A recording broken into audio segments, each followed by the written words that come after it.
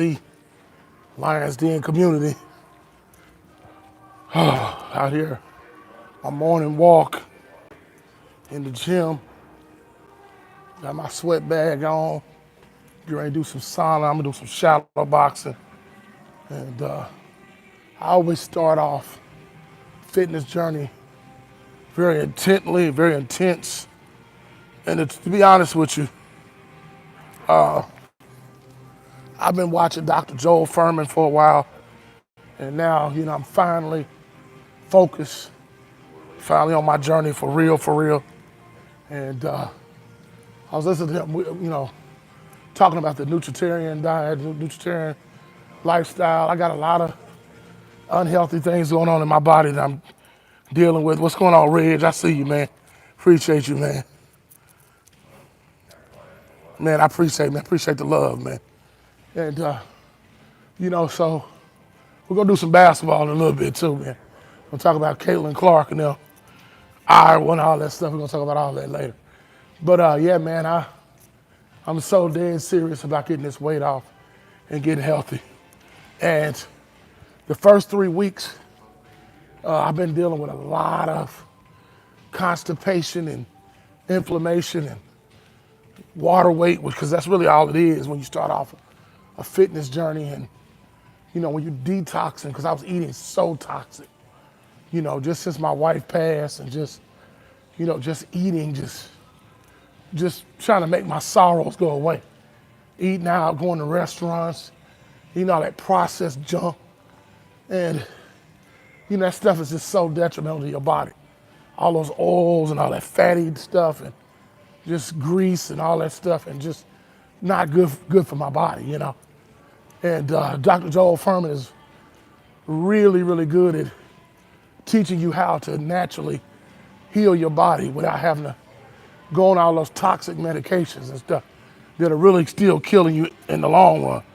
They're doing more damage to you than the food is. So you got the food and the toxic medicine. And so, I always, through prayer, I never felt like God intended for me to get healthy the conventional way that everybody else does. And it's through prayer, and talking to God about it. And I've come to the conclusion that I have the wherewithal within me and the strength to do what I need to do to get healthy. I know what I have to do. And I've been contemplating going to Dr. Joel Furman's 3-month camp. That's definitely a thought of doing that.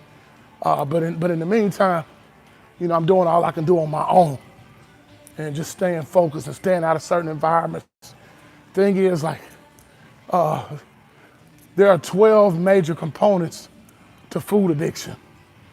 And one of the ones you have to be really, really careful about is social normalcy, which is like peer pressure. Family, the black families, a lot of times, man, we have a bad habit of, having all these barbecues, and everybody want to go out to eat and eat all this junk. And I just remember the older, the more I get down the road of being unhealthy, I always feel, what's up, Clayton Phillips? What's going on, big homie? I feel less and less healthy, more and more bloated, just really, really sick. Just really, you can feel your body just breaking down from all of the years and years of processed food and unhealthy diet. And I just realized, I can't continue to go like that. I can't do that anymore to my body. I'm just detox. So now I'm detoxing my body. So I've been going to the bathroom a lot. So, but I noticed in the last 3 weeks, probably about the last 4 or 5 days to a week, I'm seeing the best turnaround I've seen. It's like my body is just less and less wanting all that junk. It's like more and more. I've been drinking these, what I call power smoothies. And, Dr. Joel Furman talks about the G-bombs. So that's greens, beans, onions, mushrooms, berries, and seeds. So you need some greens, cruciferous vegetables in your diet. I got some Brussels sprouts and some broccoli florets at the house that I'm getting ready to steam for lunch. I had that smoothie this morning, which contains a little bit of spinach in there, some mixed berries, so that's strawberries, blueberries, blackberries, like half a banana, some almond milk, and a little bit of coconut milk mixed in there with the almond milk, blend it up. And since I've been doing that, and a little bit of vegan protein powder, and since I've been doing that, I've noticed more and more and more and more, like my body is less and less because it's doing it from the inside. And the more that junk comes out of my body, the less and less I want all that poison in my body. So, like now I don't even want it. It used to be, the addiction had gotten so, my body was so toxic. It's like an alcoholic. When they, are craving those alcoholic beverages, my body had gotten so toxic that I couldn't go a day without wanting to go somewhere and get some bread, some French fries, some pasta, sugary sodas, all these things that, I had to stop doing. And, you got to be careful when you go vegan because, you can still be vegan and eat pastas and stuff like that. You're just not eating meat or animal fat and nothing like that, or cheeses and stuff like that, but you still got to be careful because they got vegan everything. They got vegan cheese, they got vegan chicken McNuggets, all that stuff that's just as toxic, if not more toxic. You know what I'm saying? So that stuff it's rough. And I fell into the vegan trap. I had a close friend that warned me about falling into that trap of veganism. And it's what it is you still, your taste buds still want all that junk. So you call yourself trying to replace all the poisonous foods with a plant-based, quote unquote, version of it. We don't know what that stuff really got in it. A lot of that stuff is made in the lab, just like all the other junk. And sure enough, I fell down me and my wife fell down that trap of veganism. And before I know it, I was right back where I was. And I started little by little eating the French fries again and all the other junk. I didn't ever go back to eating the meats again. But I did fall back into eating seafood again, which I'm about to totally be off it again too. Clayton Phillips, yes sir, yes sir, yes sir. Very important, man. Extremely important, man. Man, I appreciate you. I see y'all tend to like this when I talk about health and fitness. I'm gonna do more videos about this. I'm glad y'all jumping on here, going on this journey with me talking about health and fitness. Yeah, man, this is some real stuff, man. This is like, this is a life-altering thing that I'm doing. Always find your why. For me, I got a grandson about to be born. I lost my wife, and that grief, man, it's real. But she would have wanted me to continue going. I want to, get married again one day, have another family. We'll get there, but I got a lot of reasons to live, Got a church to oversee, congregation, people that love me, my whole family is dependent on me to be alive, man. I'm the leader of my family, and I realize that, that's even cousins and god brothers and sisters, all that stuff. I'm the leader. So I gotta be, if I'm not around, it's gonna affect a whole lot of people, man. Yeah, man. So, I can't be selfish, but first and foremost, I wanna be alive. So before you start looking at everybody else, like I wanna be alive for my husband, my wife, my children, well, that's all good and that's fine and dandy, but at the end of the day, your why has to include yourself too. When it comes to this, you gotta be a little selfish too. What's up, TJ Love Sports? I appreciate you, man. Appreciate all y'all jumping on here, man. So at the end of the day, man, you gotta, your why has to include the people you love, but it also has to include yourself as well. You gotta be a little selfish in this game, dude. And so, I found my why. I got several whys. I wanna live. Food addiction's not gonna control my life anymore. I'm done with that. I'm gonna get thin and slim and fit. I'll be 50 years old in 4 years. So I'm gonna be 50 and sexy, man. You know what I'm saying? I'm gonna be the sexiest looking grandfather you ever seen, man. So, I wanna live, man. I got a lot of reasons to live. I miss my wife. It hurt to see her leave here. I'll be honest with you, man. The first couple of months, man, it's like it felt like, why am I even here, man, because it was hard. I was saying verbally, I want to live, but man, when you go home to that empty house, ain't nobody there. It's tough, man. You know, I do have some family now that has moved in with me now, kind of helping a little bit, but it's still not the same, man. It's not the same. So I decided I'm gonna start over. I'm gonna move, give me a different place. You know, my god sister, they're gonna take over the lease at the house. I'm gonna build a house of my own that I actually own, because my wife and I were gonna buy the house I was living in, turn that into a rental property so we can use it for like Airbnb and stuff like that. But it's still going to good use. You know, my god sisters, you know, they got some beautiful children. She has some beautiful children. And, you know, so it's going to good use.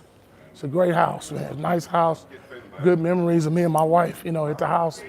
But, you know, it's just not the same without her there no more, you know. And, you know, you got to choose whether you want to keep living, keep moving on, or whether you want to just wallow in your sorrow and misery, you know. And I ain't ready to check out here yet.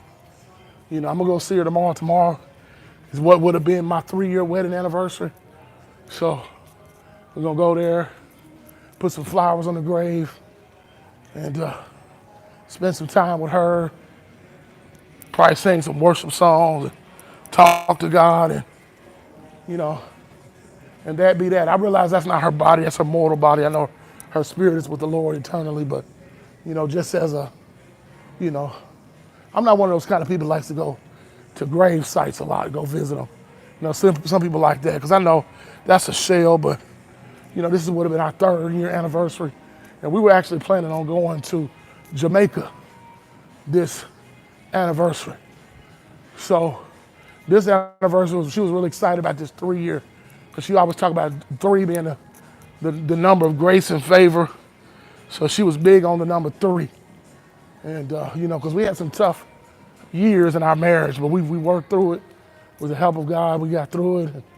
And this year was going to be a monumental year, 3 years. So just in honor of her, I'm going to go to the grave site. I'm going to put my wedding ring back on, take some flowers, take some pictures, and, you know, just, you know, show her that, through her memory, that I appreciate the kind of wife she was and what we had, and it'll be cool. It's gonna be great, man. Yeah, man, I appreciate that, dog. I appreciate that, dog, man. I appreciate the love, man. You guys on YouTube, man, y'all show love, you know. And, you know, we have a lot of fun on here. We do a lot of smack talking and stuff like that. But, man, I tell y'all, I have to have that. You know, coming on here talking about LeBron and having fun, man, I need that, man. I need the support system. Even you haters that come on here, they got a problem with what I say, it's all good too, because I'm gonna get on them today too. So don't think just because I'm in a somber mood that I ain't gonna talk about playing Bron. We gonna get to that too today, too. So don't think that he didn't get the night off. So we gonna get on him. We gonna talk about Caitlin Clark put on an absolute show last night. Man, that girl is something special. I'd never seen anything like that in college basketball in my life, man. That was one of the most spectacular. I think that is the greatest college basketball performance from a woman I've ever seen. I mean, the way she was going behind her back, driving to the basket, just the way she was saucing people. Shoot, 1 3 she hit where it was like the ball was just like falling. She was like going to the side, falling away. The ball like just went in an angle and just dropped right in the hoop. You know, those kind of things, man. You know, it was spectacular, man. I got Iowa winning the national championship. They're going to have a hard time, though, against UConn. I'm worried about UConn, though, man. I'm a little nervous, man. She's going to have the same night. She's going to hit it about 40 or 50 again this time, man. They won't have a chance against UConn, man. I hate to see UConn coming, man. The men and women, man, they just such a, you know, all the best athletes go there to play. And that Gino Auriemma, he's such a great coach, such a great recruiter. You know, I don't like Gino Auriemma because I'm a Pat Summitt guy. So I'm not a big fan of his, man. But you got to give a man credit. The man can coach, man. That's just the truth. If a man can coach, he can coach. You know, that's just the bottom line, man. You know, so I want Iowa to win it all, man. But, man, Caitlin Clark she's gonna have to put on a clinic like she did last night, man. She got the capability of doing it. But the other girls gonna have to step up and, do like they did. They beat LSU as a team last night. And, mad props to my girl, Angel Reese and Flage. Man, they are awesome, man. Coach Kim Mulkey, who I think UT needs to go after to get some great consideration. If y'all want to go back and watch my video where I talked about Kim Mulkey, the potential of her going to University of Tennessee to coach women's basketball after this season, because we just fired our coach. So that would be great. But Angel Reese, baby girl, keep your head high. Don't worry about what the haters say, the racism, all the other dumb stuff they be doing, trying to act like LSU was un-American because they didn't come out for the flag. Like Kim Mulkey said, we didn't mean no harm by that. We was in the locker room. It had nothing to do with being anti-American. But so there's a narrative that's been spun. They want to make you believe that Angel Reese is somehow racist, which is the dumbest thing I've ever seen in my life. When she has white teammates on her team, her coach is white. You know what I'm saying? So I guess Kim Mulkey is a racist against her own people, I guess. Y'all just need to stop this. Y'all are just foolish, man. Let's just make this be about basketball. You got some black people mad because, Caitlin Clark, because I support Caitlin Clark. Man, the girl can hoop, man. It ain't got nothing to do with race. Y'all quit making this about race, man. Some things are about race. I admit, some things are about race. I get it. But this wasn't. These are people that respect each other. LSU is a predominantly black team. Iowa's a predominantly white team. But the better team won. It's just the way it is, man. Sports is sports. At the end of the day, Caitlin Clark and Angel Reese showed love to each other. That'll be the last time they ever play together in college. Now, I don't know if Angel Reese is going to come back again next year, possibly. But we all know that Caitlin Clark was a senior, and she'll be going to the WNBA, the #1 draft pick. I know Ice Cube was offering her some money, but, I don't see that happening. But I just hope Caitlin Clark gets the money she deserves. I hope Angel Reese gets the money she deserves, that these two young women, light it up in the WNBA, and they bring some attention. I think the WNBA numbers are going to go up because of those two players, though. And then when Flage gets there, it's going to be even crazier, man. So, yeah, man, those are my thoughts. I'm about to get in this sauna, and I'm going to come up here and do some boxing. I might go live, let y'all watch me hit the bag, because y'all seem to like when I was hitting the bag. I got some compliments on my left hook. So, yeah, man, when you ain't hit that bag, I'm sorry, dummy, but you finna get dropped. I'm going to roll it Ramirez, you, man. All right, y'all, this is my boy. It's your boy, Brandon Love Sports TV. Shout out to the LDBC 7-8 doing his thing, man. Our founder, our leader, man. 7-8 putting out great content, man. The boxing content he put out, the videos that he been doing on Danny Garcia and Devin Haney and all that stuff, man. Y'all go support, man. Y'all support all the brothers in the LDBC, man. Brandon Love Sports TV, this your boy. Shout out to the LDBC. I will be back with more live streams today. I'm out. Peace.